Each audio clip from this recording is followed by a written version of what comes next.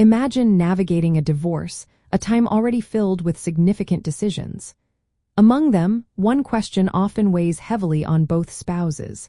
What happens to the family home? The straightforward answer is yes. Spouses can indeed be forced to sell the house in a divorce.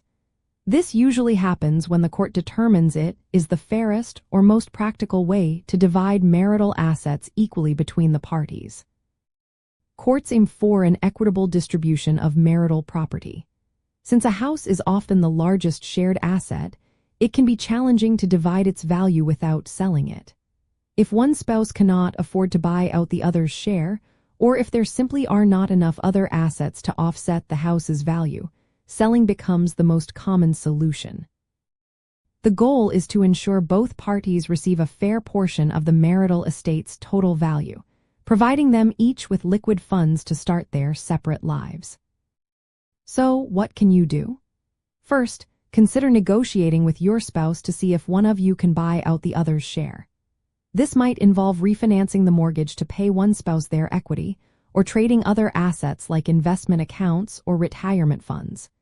You could also explore a temporary co-ownership arrangement, especially if you have children and want to minimize disruption, though this option comes with its own complexities. Finally, if you both agree the house must be sold, working together on the sale process can often lead to a better outcome and potentially save on real estate fees. To help equalize asset division without an immediate sale, some states allow for what is known as an olty lien. This is a specific type of lien placed against the property that allows one spouse to buy out the other's interest, often through a refinance. It legally acknowledges that the property is being divided as part of the divorce, facilitating the transfer of ownership and equity payment. This can be a smart strategy to keep the home, provided the buying spouse can secure the necessary financing.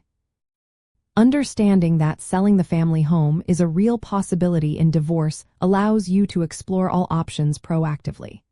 By considering potential buyouts, refinances, or strategic agreements early on, you can approach property division with greater confidence and work towards a resolution that best supports your individual financial future.